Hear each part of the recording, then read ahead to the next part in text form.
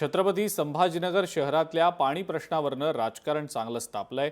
आदित्य ठाकरे हे पाण्यासाठी मोर्चा काढणार असून लबाडांनो पाणी द्या असं या मोर्चाचं ब्रीदवाक्य आहे। मात्र संभाजीनगर शहराला फसवण्याचं काम ठाकरेंनी सत्तेत असताना केलं आणि मोर्चा काढून आता ते ढोंग करतायत अशी प्रतिक्रिया भाजपच्या नेत्यांनी दिलेली आहे।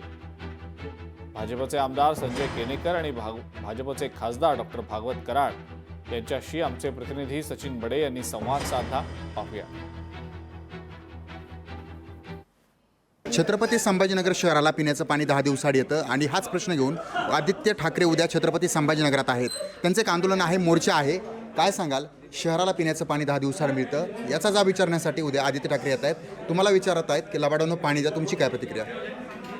छत्रपती संभाजीनगर शहरामध्ये पिण्याच्या पाण्याची योजना देशातील सर्वात मोठी योजना आहे। या योजनेसाठी माननीय मुख्यमंत्री फडणवीस साहेब यांच्या माध्यमातून 1680 कोटी रुपये मिळाले, तर केंद्र सरकारकडून 1000 कोटी मिळालेले आहेत। अशी ही योजना मंजूर झाल्यानंतर ती कार्यान्वित करण्यासाठी महाविकास आघाडीचं सरकार होतं आणि या सरकारमध्ये माननीय उद्धवजी मुख्यमंत्री होते आणि आदित्य ठाकरेसुद्धा मंत्री होते।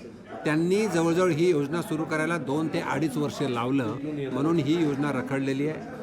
आता महायुतीच्या माध्यमातून ही योजना जास्तीत लवकरात लवकर कशी होईल त्यासाठी आम्ही भारतीय जनता पार्टीचे पदाधिकारी, मी खासदार म्हणून आणि बाकी सर्व नेते काम करत आहेत आणि त्याचबरोबर हायकोर्ट असेल, विभागीय आयुक्त असेल, जिल्हाधिकारी असतील, मनपा असेल, MJP असेल, सर्व अधिकारी काम करत आहेत आणि ही योजना लवकरात लवकर होईल। आजची पाणी वितरण व्यवस्था जी बिघडली त्याला या 2.5 वर्षाचं उद्धव ठाकरे सरकार कारणीभूत आहे। त्यांनी ज्या पद्धतीने यंत्रणा उभी केली आणि ज्या यंत्रणेत बिघाड केला त्या बिघाडामुळे आज ही सहन करावं लागते नागरिकांना। हे आंदोलन आहे खैरे विरोधात अंबादास दानवे आणि अंबादास दानवे 2.5 वर्षाच्या काळात उद्धव ठाकरेंनी केलेलं या विस्कळीत यंत्रणेला उभे करण्याचं काम, जे पाप केलं ते लपण्याचं पाप करण्यासाठी हे ढोंग रचलेलं आहे। सचिन बडे, लोकशाही मराठी, छत्रपती संभाजीनगर।